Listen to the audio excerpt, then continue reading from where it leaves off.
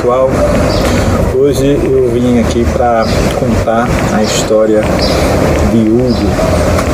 Infelizmente, para quem segue ele, para quem já conhece a história, viu o que aconteceu com ele esses dias na praia de Pipa. Bom, eu tive a oportunidade de conhecer o Hugo e vou contar para vocês um pouco da história dele, um pouco do que eu vivenciei com ele, para que vocês também possam entender um pouco do caso. Bom, então, esse Hugo, na matéria que saiu no Domingo Espetacular, uma matéria muito bonita, muito completa, falando sobre a vida dele. Um rapaz que serve de inspiração para quem sonha em viver na estrada para conhecer o mundo. Ele viaja e mora num carro adaptado, uma Kombi. Mas ele não viaja sozinho não, leva junto a cachorrinha de estimação. Já imaginou sair pelo mundo sem preocupações, só para conhecer gente e lugares diferentes? O sonho de muitos é a rotina do Hugo, de 29 anos. Hugo, aos 16 anos, ele saiu de casa e foi viver o mundo à maneira dele. Ele conheceu os 5 continentes, viajou por todo o Brasil e com isso foi inspirando pessoas. Ele saiu, viajou muito de Kombi, né? O Hugo não é simplesmente um combeiro. O Hugo, ele é um viajante, então ele não precisava necessariamente da Kombi para viajar. Ele viajava de toda maneira que ele podia, né? Da maneira mais barata, da maneira mais fácil, da maneira que o universo conseguia entregar para ele, da forma que ele pedia ao universo. E durante muito tempo, e foi justamente nesse período, ele começou a desbravar o Brasil de Kombi, né, junto com a cadelinha Brisa. E ele rodou muito o Brasil. Depois dessa matéria da Record, apareceram várias matérias, né, todo mundo querendo entrevistar, querendo ver o meio de vida dele, querendo ver como ele vivia na estrada. Quando eu comprei a minha Kombi, quando eu comprei a Luciana, a primeira grande viagem que eu fiz foi para o Maranhão, junto com a minha irmã Joana, e nós fomos para o Maranhão para ver o nosso irmão, que fazia muito tempo que a gente não via. E sabe aquelas ruas que tem o gelo baiano dividindo a avenida, como tipo BR mesmo, que ela divide os dois lados, né? Num determinado momento, a gente cruzou com o Hugo.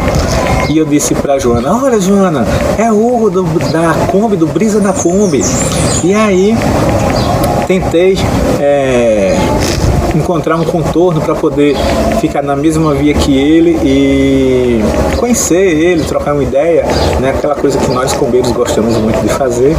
Infelizmente, naquele período a gente não conseguiu, né? Seguimos viagem, ele também seguiu a viagem dele e tempos depois, né, cerca de alguns anos que eles estavam na estrada com Brisa, a Brisa infelizmente adoeceu e todos os veterinários que ele consultava pedia para que ele sacrificasse Brisa, mas o carinho que eles tinham pelo outro era muito grande e ele fez de tudo, foi até onde ele pôde para fazer o tratamento de Brisa. Ele encontrou um médico veterinário que disse que conseguia fazer o tratamento de Brisa, né, que conseguia fazer a operação de Brisa, e assim foi feito. Brisa foi operado e ele, nesse período, ele ficou na praia de Pipa, né, enquanto Brisa era operado. Não me lembro se foi em Fortaleza ou foi na cidade de Natal. Só que o Hugo, ele precisou ficar em Pipa porque era um destino que era um local de descanso para ele. Ele já conhecia algumas pessoas e ele foi para Pipa. Então, eu consegui encontrar Hugo anos depois, né, que a gente encontrou ele, né, o Hugo e a Brisa, né, que estava passando um momento de recuperação. O Hugo, ele se estabeleceu lá em Pipa mesmo e ele tinha planos para viajar, depois que Brisa se recuperasse.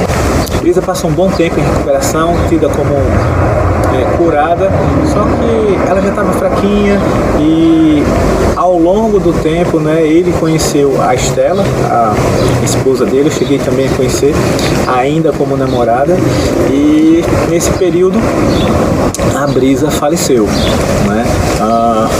Junto com isso, o Hugo ele tinha montado uma pousada na cidade de Pipa e junto com a Estela, e logo após veio o irmão dele, o Ítalo, que veio a morar junto com a Estela e com o Hugo e trouxe a filha da Brisa, né? A Brisa tem uma filha, e o Ítalo, quando veio de São Paulo para Pipa, ele trouxe a Neguinha, que é a filha da Brisa, para dar alegria ao Hugo. Bom, eles montaram a pousada na mesma rua que ele tinha a pousada anterior. Reconstruiu tudo do início, e nesse período ele se firmou com a Estela e ela engravidou justamente do filho Sol. Então o Hugo não viajou mais, ele passou o tempo se dedicando à pousada, a Estela, ao filho, ao irmão, e estava vivendo durante esse período de pandemia, querendo esperar que a pandemia passasse para alavancar a pousada. E Hugo, ele sempre ia para lugares mais isolados, né, menos urbano possível, e sempre para praias mais selvagens. E o que aconteceu justamente numa praia mais urbana, né? Eu fui pego de surpresa quando eu vi a notícia, porque não era uma praia que o Hugo costumava postar fotos. Mas foi uma fatalidade, infelizmente, como passou na matéria da TV, no jornal Hoje, né, a repórter frisou bem, não era período de chuva, não costumava cair barreira, destroço da barreira naquele período, e só atingiu eles, foi realmente uma fatalidade. Existem notícias que tinha um cachorro junto com o Hugo, e muita gente ainda agora tem achado que o cachorro que estava com o Hugo era Brisa, só que Brisa já tinha falecido há mais de um ano, né? E a Pretinha, que é a filha da Brisa, estava na pousada junto com o Ítalo, que é o irmão de Hugo. Então, na verdade, se houve um cachorro junto nos destroços, não foi Brisa, muito menos Pretinha. Talvez nem tenha tido cachorro, né? Talvez as pessoas tenham juntado uma história com a outra sem ter a certeza e colocaram isso como verdade. Mas na verdade, a verdade é que só foi Hugo, Estela, o filhinho deles Sol, que tinha 7 meses, e se tinha algum outro cachorro, se tinha algum cachorro, não foi nem a Brisa, nem a Pretinha, pode ter sido um cachorro lá da vizinhança, um cachorro de rua. Quando eu encontrei com o Hugo, né, a gente falou desse encontro desse desencontro lá no Maranhão, né, e a gente riu bastante. E o Hugo era uma pessoa iluminada, né, é uma pessoa que ele conquistou tudo que ele gostaria de conquistar, estava feliz, e ele sempre tinha uma ideia da vida, né, para ser vivida na natureza, para ser vivida intensamente, e ele fez tudo isso. Infelizmente ele se foi, mas uma coisa que ele não queria é que a gente ficasse triste, né? Ele não queria tristeza, ele não era uma pessoa apegada a bens materiais nem a matéria. Então peço a todos que orem por ele, que rezem por ele, que sintam e passem pensamentos positivos para Hugo, porque era assim que ele queria que fosse, e assim que tem sido feito. pensei em ir lá no velório dele. Infelizmente não consegui chegar a tempo, mas ainda dei um abraço ao meu irmão, o Hugo. Tudo que eu estou dizendo aqui para vocês era justamente o que eu estava sentindo, né? Ele estava com um espírito tranquilo e falou o que tinha acontecido, né? Inclusive essa parte dos cachorros, quem falou foi exatamente ele. E queria aqui prestar a minha homenagem a essa pessoa que me ensinou muita coisa. Hugo é uma inspiração, ele foi uma inspiração para muitos bombeiros. Eu acredito que tem muita gente na estrada graças às aventuras de Hugo, graças ao modo de viver de Hugo, e eu também me inspirei muito nele, né? Tanto que sempre que podia tinha o privilégio de chegar ali em Pipa e trocar uma ideia com ele, só chegar lá e ver como é que ele estava. Era muito legal ver, toda vez que a gente chegava lá tinha sempre um animal a mais, né? Ele tinha essa coisa de agregar pessoas, agregar natureza, agregar animais, né? Sempre tinha um animal que chegava perto de Hugo e ele acolhia da melhor forma. Isso seja cavalo, cabras, lebres, cachorro, gato, tartaruga. Então tudo isso todos esses animais, todas essas formas de vida estavam perto de Hugo. Então eu só tenho que agradecer pelo privilégio de ter conhecido o Hugo e transmitir um pouco do que eu conheci de Hugo para vocês.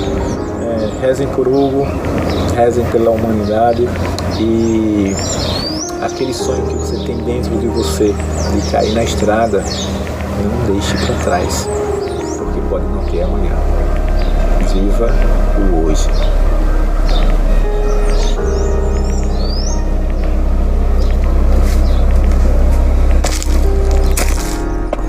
O tempo não existe de verdade, só existe o agora. O que você conhece por passado e futuro está apenas na sua cabeça agora. Sua mente foi moldada para acreditar que o tempo é uma sequência linear só porque você é um médico com números, mas tudo não passa de uma sucessão de agoras. Você foi feito para acreditar que isso é uma linha temporal porque você meio que sabe o que você vai fazer amanhã. Amanhã você vai trabalhar ou amanhã você vai pra faculdade. Parece que é um caminho único, mas na verdade você está aberto para milhões de possibilidades. Quer ver? Você tem que trabalhar amanhã, mas você tem mesmo que trabalhar amanhã. Se você quisesse não ir para o seu emprego e fazer um mochilão pela América do Sul, você poderia fazer. Você poderia ir ao cinema se você quisesse. Claro, você tem que trabalhar para pagar aquela conta do cartão de crédito, mas você tem mesmo que pagar aquela conta do cartão de crédito? Seria ético que sim. Mas e se você decidisse não pagar? Você poderia. Quando eu falo para valorizar o seu tempo, é para valorizar o seu agora. Cada um dos agoras que você terá e usar seu limitado número de agoras para fazer bom uso da sua existência. Porque pode acreditar, ela vai acabar antes do que você pensa.